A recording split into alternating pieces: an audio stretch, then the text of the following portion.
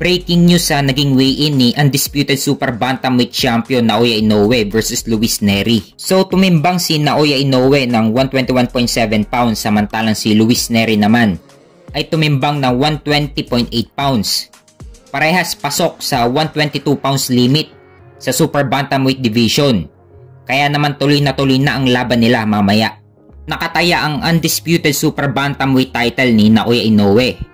Hindi rin madaling kalaban si Luis Nery, panigurado magbibigay ito ng mahirap na laban kay Naoya Inoue. Kaya abangan natin ang laban nila mamaya. Gaganapin ang laban nila sa Tokyo Dome.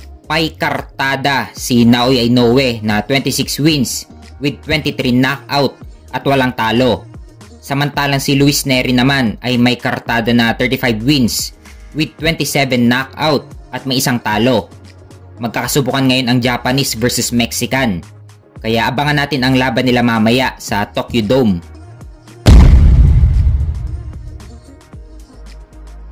Sa kabilang banda naman, matapos manalo ni undisputed super middleweight champion Canelo Alvarez kay Jaime Munguia, pahayag ni Canelo na bukas siya na labanan si Mexican monster na si David Benavidez kung tama ang ibabayad sa kanya. Pahayag pa ni Canelo na when I fought Erislan de Lara, Austin Trout, Miguel Cotto, Floyd Mayweather, Billy Joe Saunders, Triple G, everybody said I don't want to fight them and I fought all of them. So right now, I can do whatever I want. So may punto rin ang sinabi ni Canelo na marami na rin siyang nilabanan na malalaking pangalan.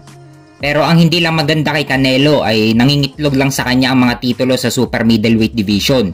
Katulad sa WBC, matagal nang mandatory si David Benavidez pero hanggang ngayon, hindi pa rin siya nilalabanan ni Canelo.